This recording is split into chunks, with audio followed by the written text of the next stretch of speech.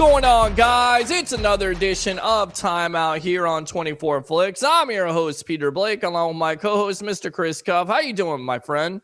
My dude, so much stuff is going on, man. I can't keep my head on straight. NFL free agency, NBA news. Actually, not even on our list. I got some soccers for you. Some MLS soccer news.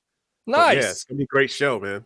It is going to be a great show. We're going to get into NFL free agency. What did the Tampa Bay Buccaneers do to improve? What did the Miami Dolphins? What did other teams do out there? And then also get into the trials and tribulations or the drama that certainly seems like it's never going to die with Aaron Rodgers. Who did he choose? I choose you. That's what he was saying the other day on the Pat McAfee show. And then we're getting into the NBA, talk some NBA topics. All that and more here on Timeout on 24 Flix. So let's get it kicked off here with the Tampa Bay Buccaneers. And, of course, the big news, the signing of a veteran quarterback that most likely is going to be their starter in a Baker Mayfield one-year deal, $8.5 million. Baker last year was with the Carolina Panthers, also with the Rams. And I'm kind of looking at this, Chris, and saying, which Baker are you going to get? Are you going to get the guy in 2020 who had 27 touchdowns and 8 interceptions? Or are you going to get the guy last year who with Carolina had 6 touchdowns, 6 interceptions, and was a locker room nuisance? He goes to the Rams, 4 touchdowns, 2 interceptions, plays well. I think what the Bucs are envisioning, if you will, is their offensive coordinator, Dave Canales, and what he did last year with Geno Smith, basically turning him in from a journeyman quarterback to a Pro Bowl quarterback where he's throwing 30 touchdowns and 11 interceptions. I think they hope the same thing, and also to give Kyle Trask some competition going into this year. Well, let me hold on. Let me grab something. Yes. You see this here? I see that. You ain't going to see that for a while if you got Baker Mayfield as your quarterback. Let me just say that. They're not going to be champions with Baker. Over and over again, same story over and over again. You go here, we have hopes, Cleveland, Carolina, the Rams. He does decent for a little while, but then the truth comes out, man. You are who you are. Ja Morant says, this is not me, but Baker Mayfield, this is me. He's shown it over and over again. So I have no high hopes. Yeah, he'll give Kyle Trask a little competition. I think that's the best thing they're going to get out of this, and we'll see what old Kyle could do, man. Now, what do you think, Buccaneer fan? Tell me. Listen, I got to give you a timeout because Baker has plenty of potential. They can still win this division, even though the Saints and, of course, the Carolina Panthers, and I don't know what Atlanta's doing, but it seems like every team in this division this year has improved. You could still win that NFC South, and who knows, Baker finally has a set of weapons like Mike Evans and Chris Godwin and, of course, Rashard White. They picked up Chase Edmonds today, a running back that's been around the league for a little bit as a veteran piece. There's also a possibility of picking up Zeke Elliott, although I think that's kind of far-fetched at the end of the day. They re-signed Levante David, who a lot of prognosticators out there thought they were going to get re-signed, so they get him signed. And then Jamel Dean, who's one of the top corners in free agency, they get him re-signed. So everybody's saying it's a rebuild, it's a tank.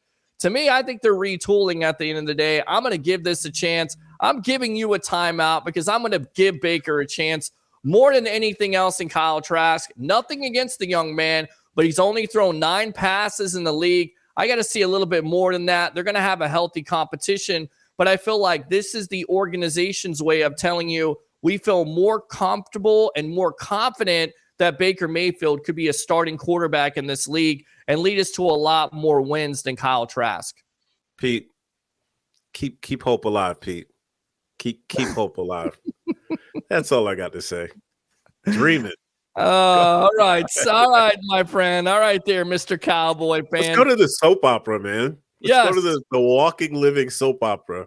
Well, what was that? The Walking Living Dead there? The zombie? I mean, this guy looks dead? like a zombie now. Aaron Rodgers, I choose you. I mean, I was thinking of UGK from like mid 2000s there with him saying he chooses the Jets. And still, the Jets and the Packers have not worked out compensation at all. What was it, like $50 million viewers were watching the Pat McAfee show to hear this guy. And he wasn't excited about it. You know, it wasn't like a Tom Brady announcement. He was just like, I choose the Jets and blah, blah, blah, blah, blah. I mean, it's like the young and the restless. It's like the days of our lives. That's what it's been the last couple of years. So I don't fault the Green Bay Packers for moving on. What do you say? Right. Yeah, and I agree, man. He's got to love this stuff. He complains about it, and nobody knows anything, and I wish they would stop, and leave me alone and blah, blah, blah, blah, blah. But, dude, I mean, this soap opera just goes on and on. He knows he can play the media. He knows he can play getting the word out and the teams. I mean, we have no idea what's going on behind the scenes. You would think if they're pursuing him like that, they had some idea of what kind of deal they could get. And now, the Packers kind of have an advantage on one side. The Jets have an advantage on the other side. So it's kind of interesting. It's a stalemate, and they're just going to fight it out till the end, but they got to get it done. Yeah, I think it's like a $38+ million hit if the Jets grab them right now. But if they wait until June, I think it goes down significantly if they wait until June to officially pick them up. So it's just a soap opera. It's just going to go on and on. Aaron will put little tidbits. Hey, can you pick up can you pick up Zeke Elliott to come on the Jet? I mean, he's just going to do whatever he wants. All of that is hilarious. It is hilarious, and I defended Aaron Rodgers at first because I didn't think the Packers really got him anything, but it's so funny because now his list includes Mercedes Lewis, who, is no Gronkowski, and I feel like he's trying to be like Tom Brady, but it's already out there, so it's already a bad look. But Mercedes Lewis, Alan Lazard, Randall Cobb, who's over the hill. I mean, who else do you want? And it's OBJ he wants. Right, he wants OBJ, $15-20 million, hasn't played a snap in 2 years. Good luck with that, Aaron. But you know what? The Jets are going to try everything they can to make this man happy. And this is what he had to say for Pat McAfee. My intention was to play. My intention is to play for the New York Jets. It's up to the Jets and the Packers to work out the deal. Of course, it's always up to somebody else. He's the greatest franchise legend all time. I mean, it's so ridiculous. How can you even say that you're the greatest franchise player of all time? Like, even if you think that, Chris, don't say that because there's other legends. Bart Starr, Brett Favre, Paul Hornung. I mean, the list goes on, and you're saying you're the greatest in franchise history? Come on, man. That's true. I remember he said that he's the greatest Packer in franchise history. That's hilarious. That's such a storied franchise. I mean, you could say it if you're with the Jets. Reggie White called. Yeah, exactly. But he's just playing the fiddle, man, and sitting back. That's it. He's just, he's just playing the fiddle at this point, playing the field, and we'll see if they can get it done. Because at the end of the day, if they don't get it done, then the Packers are in a terrible place, and either he has to go back to the Packers, which is awkward, to say the least, because now they want Jordan Love to start, and they should move on to Jordan Love. They should turn the page on the Rodgers fiasco, or he retires. And I don't see him retiring at the end of the day because what he said during this interview after the dark retreat, what was he was 90% sure he was going to retire. Chris, he needs a timeout. He does. Because I don't want somebody that's 90% going to retire. He already doesn't have his head in the game. I kind of look back at Tom Brady. Tom Brady was going to retire. He comes back, probably has one of his worst years of his career, has a losing season for the first time in a long time. And I feel like even though I'm rooting for Jets and for them to get this right because they never had a quarterback since, I don't know, Joe Namath, I guess. I mean, you could throw in Mark Sanchez, leading him to a couple AFC championships. But besides butt fumble, you got to bring in butt fumble is the greatest Jet ever. I mean, listen, you're absolutely right. But at least he did lead him to some winning seasons there. I mean, you remember. But they've been desperately looking for a quarterback, and I know how Jets fans are feeling they have the chance. It's, hope springs eternal with getting Rodgers as your starter. You have a defense, and I continue to say, and we talked about this last year, how I felt like the Jets were missing out on a quarterback, and hopefully they can get that deal done. Now, if you're the Packers and the GM, how much are you asking for? Because if you look at previous deals there, Deshaun Watson, Russell Wilson, even Carson friggin' Wentz got multiple picks. So if you're the Green Bay Packers, you asking for 2 first-round picks or 2 second-round picks? How do you make this happen with the Jets? Yeah, I would say a couple of first-round picks, man. Just get Well, everything you can. Go yeah, for the bag. They go that's it. for the bag. This is your biggest chip that you're going to have in a long time. Get everything you can and stretch it out as long as you can until you get what you want, man, or get as close to it. So that's why it's at loggerheads, man, until somebody breaks. So this will be interesting to watch. And Aaron will throw out tidbits, every now and then, every Tuesday or Wednesday on the Pat McAfee show. Well, there you go. And it's always Tuesdays with, Aaron Rodgers. And this week it was Wednesday. Let's talk about quarterbacks here. Former Jets quarterback Mike White is now the backup of the Miami Dolphins. And the Dolphins have been busy because not only did they get him in the fold, of course, they picked up the 5th-year option of Tua, but they get highly talented Pro Bowler Jalen Ramsey. And remember, he was a first-round pick, I believe like 7th overall. They get him for a 3rd-round pick. They strengthen that defense. Of course, they let Byron Jones go. I mean, they're really trying to go for it down there in Miami. What do you say?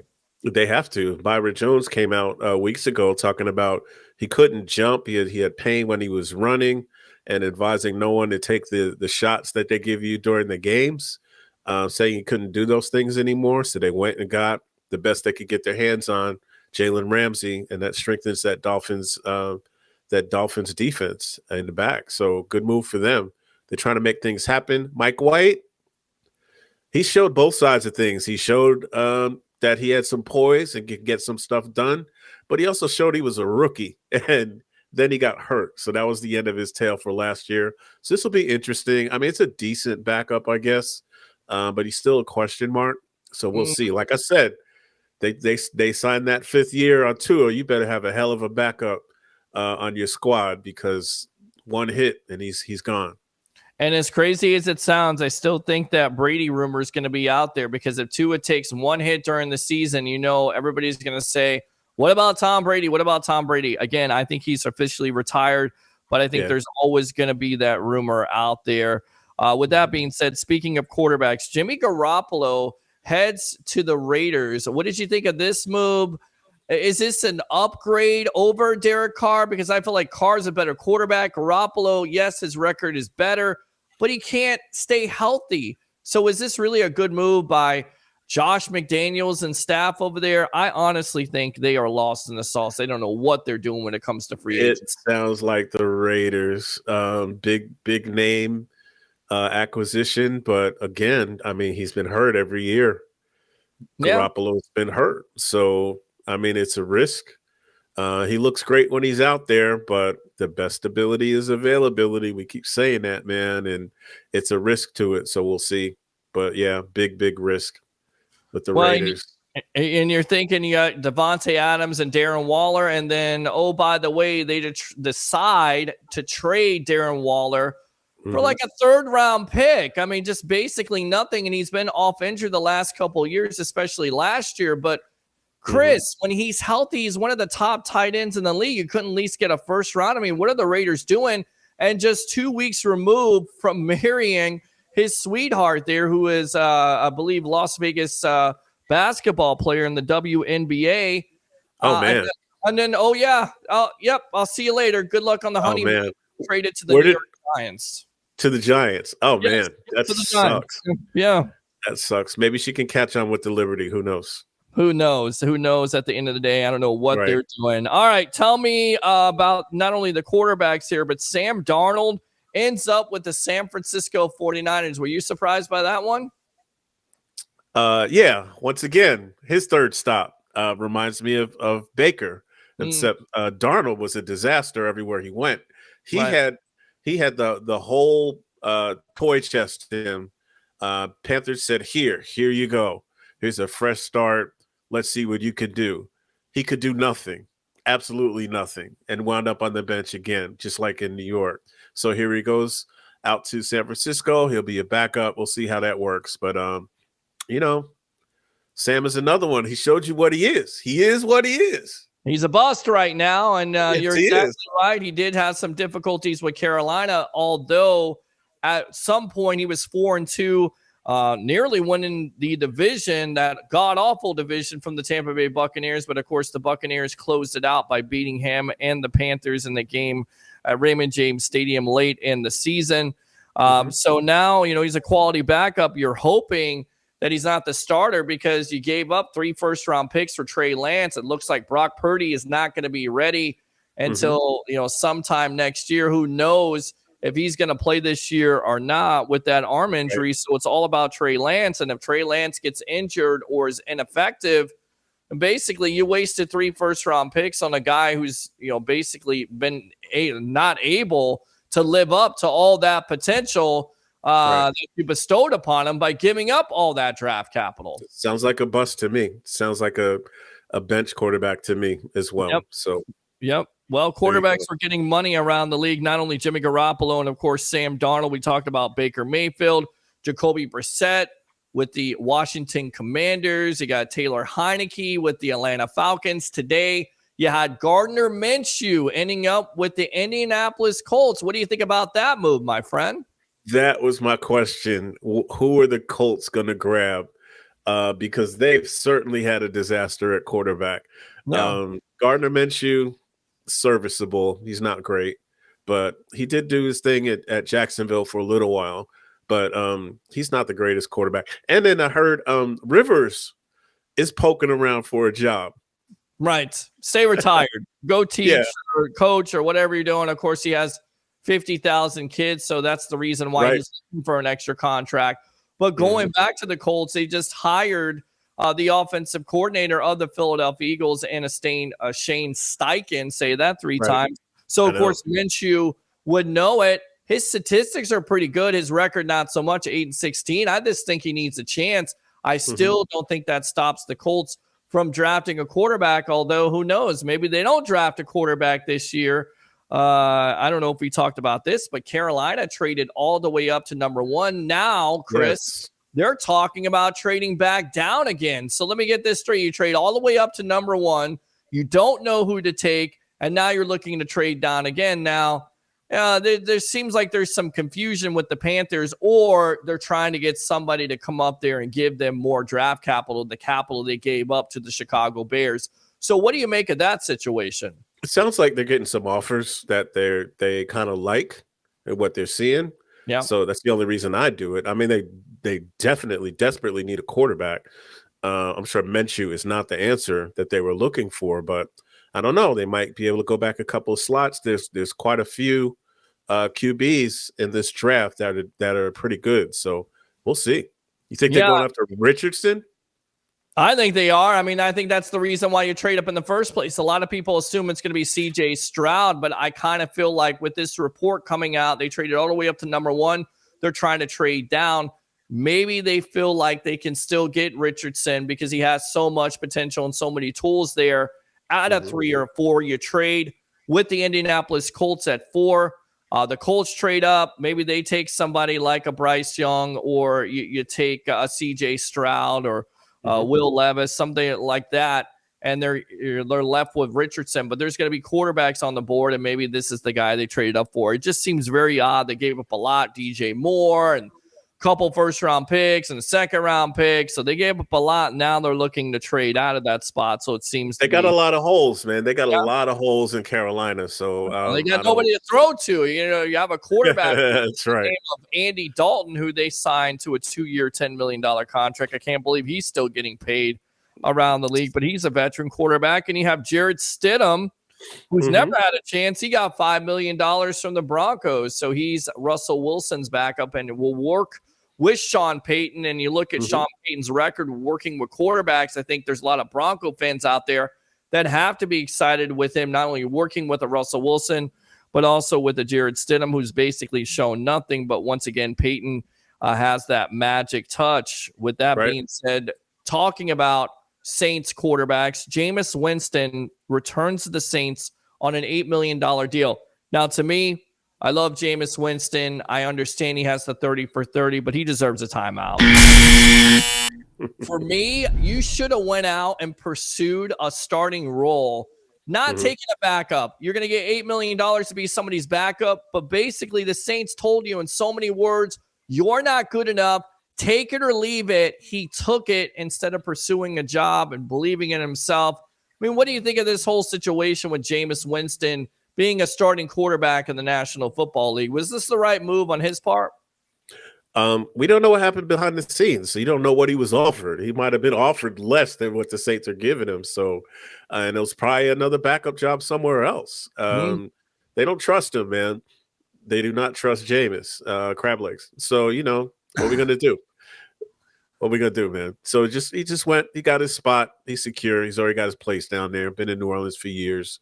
So hey, congrats on Jameis. Yeah, I wish he could have got another chance somewhere else.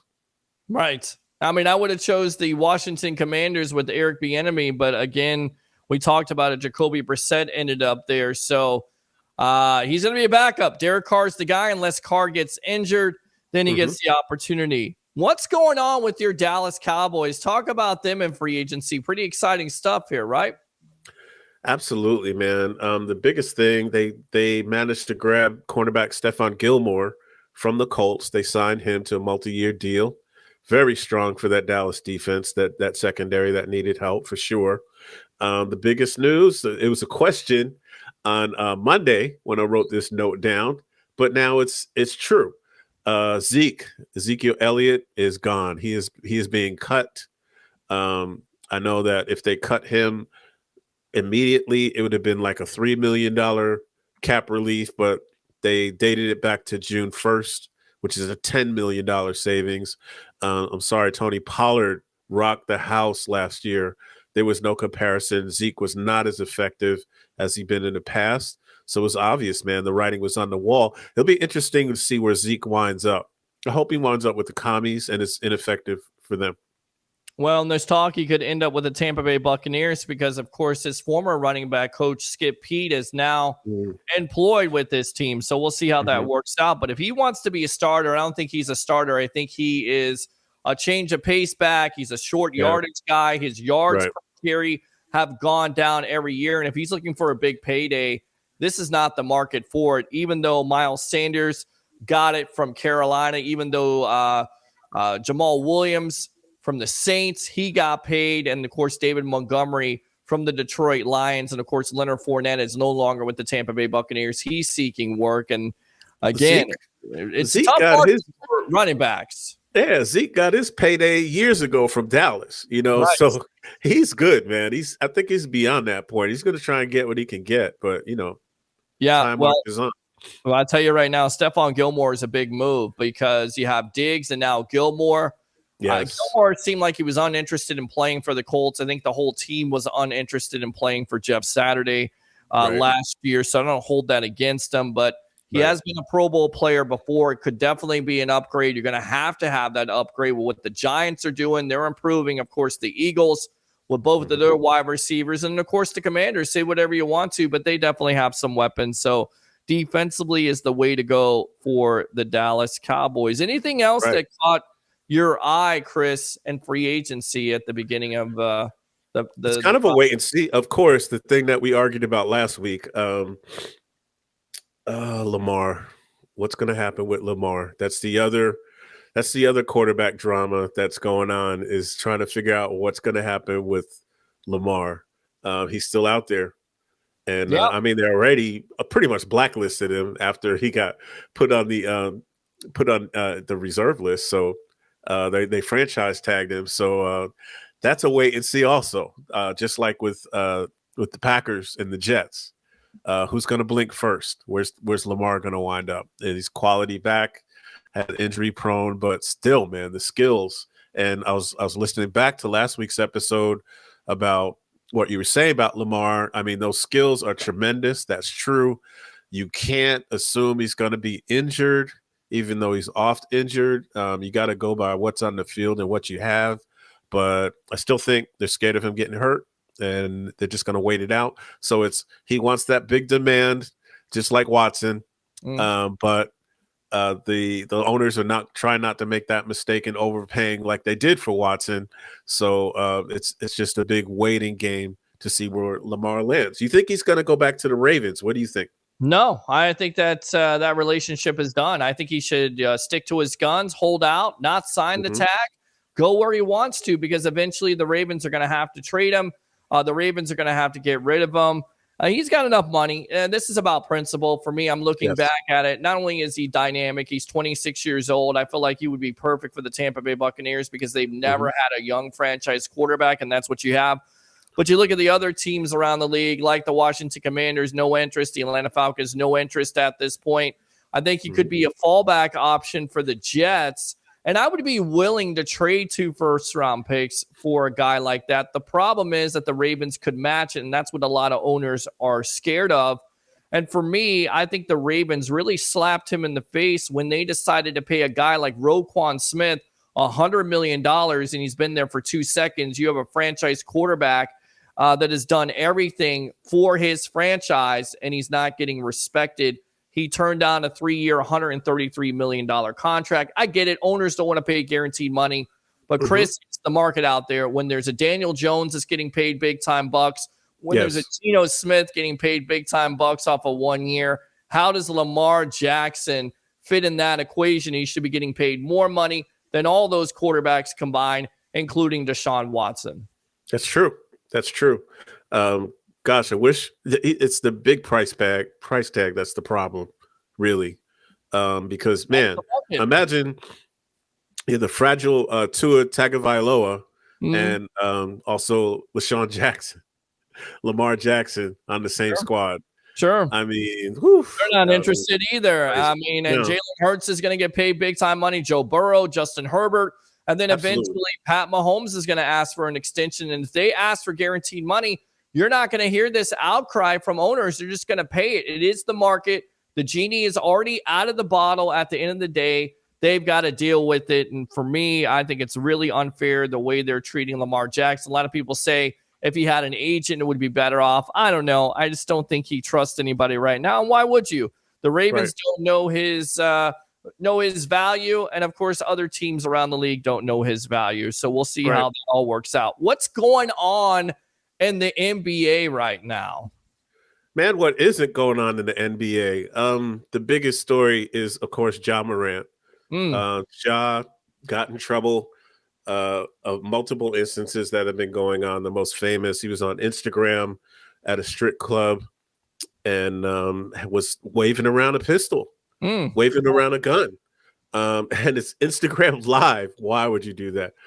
Plus other instances with guns and fights and beatings at his house and just different things. But he got sent away by Memphis, basically to evaluate his life and look at what he's doing. So he's been out for a little while now. He actually came down here to Florida for counseling. It was really quick. And apparently he was taught like breathing exercises and different ways, I guess, to deal with stress. Next thing you know, he's up in New York in Adam Silver's office, the commissioner of the NBA, told that he has an 8-game suspension and told to evaluate your life pretty much. And the same day he had an interview with Jalen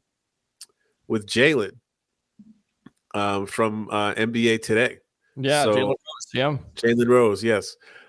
Said some interesting things. Actually, they look like they were just talking points from what I saw. Because Jalen's like number one question that they put out so far is whose gun was it? And he said, it wasn't my gun. I don't believe in violence. That's not me. Different things like that. I do have a quote that we put on the notes there. I'm going to read it. I feel like in the past we didn't know what was at stake, and now finally me having that time to realize everything. I had that time alone. I realized that now. First and foremost, can I pick this apart really quick? How do you not realize what's in stake? You're a multi-million-dollar NBA basketball player, and you're damn good. You could be a superstar, the face of the league if you keep it up, and you don't know what's on the line. I feel like you should be put into a mental institution or something. Somebody needs to slap you up to, slap some sense into you. By the way, whomever sent him to Florida, that may not necessarily be the best idea, seeing as it's the strip club capital in the United States. Just saying, hopefully he's out of the club at that point.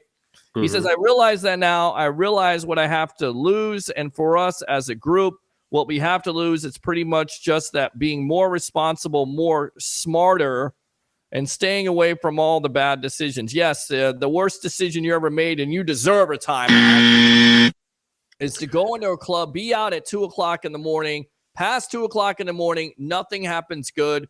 You're in an adult club, that's fine, whatever. Stay off of Instagram Live, okay? Nobody needs to know your life. Nobody needs to see you with the Glock. Nobody needs to see you with the stripper, all that other stuff, flossing. Stop it. Just stop it. And these athletes out there, they don't think, I go back to Jalen Carter, who, by the way, is not going to be charged with anything. It's just going to be probation. Right. How much has that damaged his reputation with an NFL general manager? And once again, he showed up out of shape. Like, that's a red flag. This guy right here is a red flag. Like, how do you not know what's in stake? What's the priority? Do you want to be an athlete? Do you want to be a multi-million-dollar athlete? Or do you want to be hanging out with your boys, getting in trouble and possibly going to jail and eventually going to prison? I just don't understand it, Chris. Right. All of this right now, as far as Ja is concerned, this is his slap in the face. This is someone shaking him and saying, what are you doing? I think he's got a couple $100 million contract coming up next year. And also they said if he doesn't make all NBA this year, he loses almost $40 million in his next contract. So that was perfect timing, that right there. That was crazy. Yeah, it definitely. I mean, I'll tell you right now, $40 million to be in a club with the Glock, man, that was worth it. I'll tell you right now. I mean, just throw money in the sky, make it rain. You just made it rain with all your money down the drain. Was that bars? Absolutely. There you go. I'm your host, Peter Blake, here live on Timeout on 24 Flix, along with my co-host, Mr. Chris Cup, talking about the NBA. I mean, if you're a general manager at the end of the day, are you confident? Are you comfortable with paying him over $100 million with knowing how he's spending this money, how he's does he need a chaperone at this juncture like Des Bryant had back in the day? I mean, what's the solution here, Chris, in your opinion? That's the deal, man. So he's got his slap in the face. He's been shamed in front of all of the NBA, all of the world. He's been called to the carpet for his actions already. It's the next phase. Okay, let's see how he reacts. He'll definitely have people watching him. You know it. Whether it's family or outside of family, they're definitely going to be watching what he does, how he reacts to all of this. I mean, he's supposed to come back on June 20th. So we'll see March 20th. So we'll see what happens. But he's going to finish the season. He's been away from the game all this time. He's probably going to come back on fire with something to prove, especially on the court. And he's going to be spectacular on the court. It's just off the court that we have to see, because he's got to restructure his whole life. This is his support group, basically, his friends and family. I don't even think he's from the hood, man. It's just the people around him, man. He's just going to restructure all of that because, like we said, he's $100 million business. Just being Ja Morant. Got sneakers and everything out with his name on it, highlights every day. He got a huge wake-up call, so hopefully this sticks and he can move on. But he just got to refigure his life, and I think that's what they've been doing these past few weeks. All right, what else is going on in the NBA, Chris? So Saturday, the Orlando Magic, who actually just lost to the San Antonio Spurs a couple days ago. I mean, how do you lose to a tanking team? They got whooped by the Spurs. But on the weekend, the Magic took out the Miami Heat, who they always have trouble with. They beat them 126-114, took them to overtime. And Jimmy Butler, who took the game to overtime by shooting a three-point play in between two Magic defenders to tie the game at the buzzer, which was ridiculous. I mean, it's just typical Jimmy. I was actually in the hallway outside of the floor, and the Magic, one of the Magic execs, Alex Martin, usually stands there and watches the game before he goes out. And he saw Jimmy's shot, and then he walked by me and just mumbling, went back up to his office because it's overtime. But they lost. So the Heat lost. They got to get their heads together. So Jimmy Butler punished his teammates by blasting Nickelback in the visitor locker room for the rest of the night. Nickelback. What's worse than that? You remind me of or a photograph. That's horrible. Yes, I mean, what's worse, losing to the Magic at that juncture or playing Nickelback? I actually think they're both equally worthless at the end of the day. So it's pretty bad. Hopefully that motivated them to. Did they win their next game after that? That's what I want to know. I believe they did. Yeah, and they played well. They played very, very well. So it worked. So the Nickelback treatment. There you go. Maybe you'll play Culture Club next time or something if it happens. There you go. Yeah.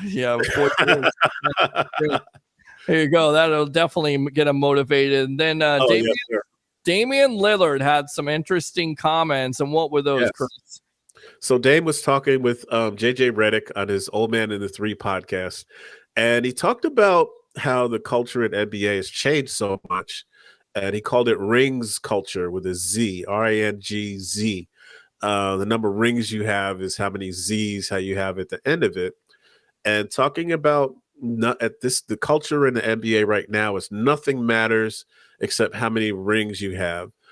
This is coming from someone who scored 71 points about a week ago. Is a prolific scorer in the NBA, but hasn't had a ring because he basically stayed in Portland. And it's like, you talk about like there's no respect for the journey. Playoff battles are great games and performances. It's only about how many rings you have. And we were talking about that. It's like we've turned into a results-based society on all levels, right? Mm-hmm. Yeah, man. It's crazy. It's like a corporate thing. Show me the results, show me the money. But what about the work that goes through getting that result? There's no respect for that. Nobody cares how many rings you got. That's it. Well, that's what it's about. And I think that's the generation. They're trying to match Michael Jordan and those 6 rings and other players. And at the end of the day, this is because of LeBron James and the free agency and also free agency in general. But this is because James started this trend because it was okay for superstars to go with other superstars to win a ring instead of do it organically and let your team build those superstars around you. So he's right to a certain degree. He really is. And it's disappointing because Dame is going to be asked the next couple of years if he doesn't win a championship with Portland, was he one of the top players of the era because he didn't win a championship, or where is he going to win that championship finally because his career will not be finished. People will go, well, he's just like Karl Malone. He never won a championship. Exactly. Like Patrick Ewing and never won a championship. Still Hall of Fame players. Charles Barkley, still a Hall of Fame player, but they didn't win the championship. So it's going to be asked. It's going to be thrown out there. And really, the NBA regular season doesn't matter because of all the injury loading and everything else. They should make it shorter. I don't know. The whole situation has been crazy. There's no defense. You know how I feel about the NBA in this era. It's watered down. It needs to get more physical. Guys need to play every game and stop worrying about winning championships. I mean, yes, it needs to be in their mind. They need to depend on their team, not try to go to somebody else's team and join up. NBA deserves a timeout. Yes, they do. With no killer instinct. I mean, that's what it comes down to. None. It's corporate. It's corporate, man. It's all corporate. Yeah. It's a shame. It's really a shame. But that's the way it is. I mean, just still, you got the NCAA tournament going on, and there's going to be some fantastic basketball. Even NIT is creeping into that. So the corporate and money grabbing is going to creep into that, man, as it has in college football, man. So things are the direction that sports is going is not really great, especially for amateur sports. Well, that's your final thoughts. You got March Madness coming on. Watch all those great games. There's already been some upsets today. Arizona falling at number 2. They're done. So it's going to be interesting to see what the Final Four and the Sweet 16 and all that, how that plays out. It's going to be interesting to see what free agency. Baseball is right around the corner. And, of course, NBA is still going on. So good stuff, Mr. Chris Cuff. This is another edition of Timeout from my co-host, Mr. Chris Cuff. I'm your host, Peter Blake. Tune in to Timeout because you never know when you're going to get a timeout.